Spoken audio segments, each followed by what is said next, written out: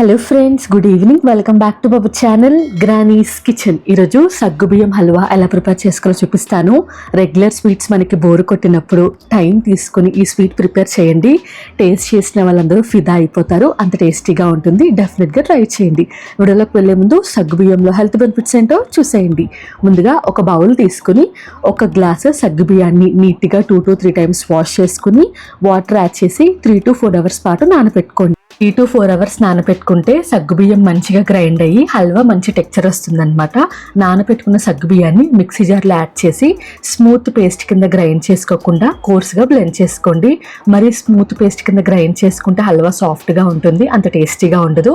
నేను చూపించిన విధంగా పలుకుగా గ్రైండ్ చేసుకోండి, టేస్ట్ బాగుంటుంది. మీకు ఇలా ఇష్టం లేకపోతే స్మూత్ పేస్ట్ కింద గ్రైండ్ చేసుకుని పక్కన పెట్టుకోవచ్చు. ఇప్పుడు ఇంకొక ప్యాన్ తీసుకుని ఏ కప్పుతో అయితే సగ్గుబియ్యం తీసుకున్నామో అదే కప్పుతో 1 కప్పు బెల్లం, 1 కప్పు వాటర్ యాడ్ చేసుకుని హై ఫ్లేమ్లో పెట్టుకుని బెల్లాన్ని బాగా కరిగించి తీగపాకం వచ్చేంత వరకు మిక్స్ చేసుకోవాలి. బెల్లం తీగపాకం వచ్చిన తర్వాతే మనం గ్రైండ్ చేసి పెట్టుకున్న సగ్గుబియ్యం పేస్ట్ యాడ్ చేయాలి. ఒక 5 minutesకి తీగపాకం వచ్చేస్తుంది.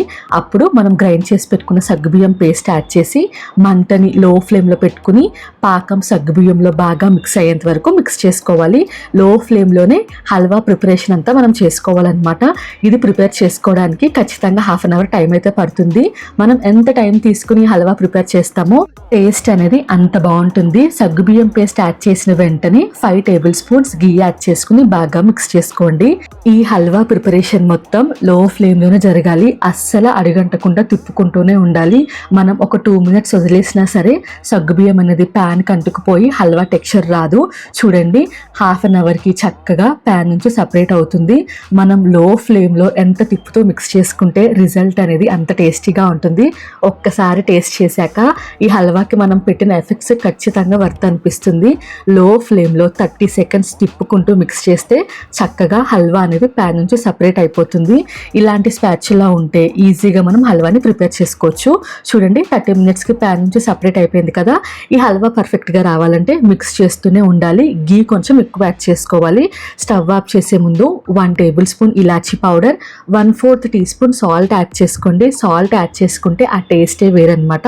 ఇష్టం లేకపోతే స్కిప్ చేసేయండి. స్టవ్ ఆఫ్ చేసే ముందు ఇంకొక 2 tablespoons గీ యాడ్ చేసుకుని బాగా మిక్స్ చేసుకుని స్టవ్ ఆఫ్ చేసేయండి. ఎప్పుడు స్టవ్ ఆఫ్ చేయాలంటే హల్వా ప్యాన్ నుంచి సపరేట్ అయిపోతున్నప్పుడు మనం స్టవ్ ఆఫ్ చేసేయాలి.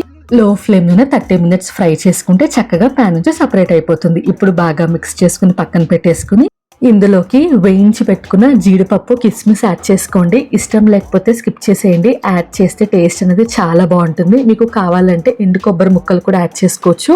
నాకు ఇష్టం ఉండదు కాబట్టి స్కిప్ చేసేసాను. జీడిపప్పు, కిస్మిస్ మంచిగా ఫ్రై చేసుకుని ముందుగా ప్రిపేర్ చేసి పెట్టుకున్న హల్వాలోకి యాడ్ చేసి బాగా మిక్స్ చేసుకుని ఇంకా సర్వ్ చేసుకోండి. చాలా టేస్టీగా ఉంటుంది. ఒక్కసారి నేను చెప్పానని కాకుండా టైం ఉన్నప్పుడు ఈ సగ్గుబియ్యం హల్వా ప్రిపేర్ చేసుకోండి. ఏంటి, సగ్గుబియ్యం హల్వా కూడా ఇంత టేస్టీగా ఉంటుందా అనుకుంటారు. ఇది వచ్చేసి 1 week పాటు స్టోర్ ఉంటుందండి. 1 week మనం ఫ్రిడ్జ్లో పెట్టుకుని తింటే చాలా టేస్టీగా ఉంటుంది. ఈసారి డెఫినెట్గా మీకు స్వీట్ తినాలనిపించినప్పుడు కానీ మీ ఇంట్లో స్పెషల్ అకేషన్స్ అప్పుడు కానీ ఈ రెసిపీ ట్రై చేసి నాకు ఎలా వచ్చిందో కామెంట్ సెక్షన్లో కామెంట్ చేయండి.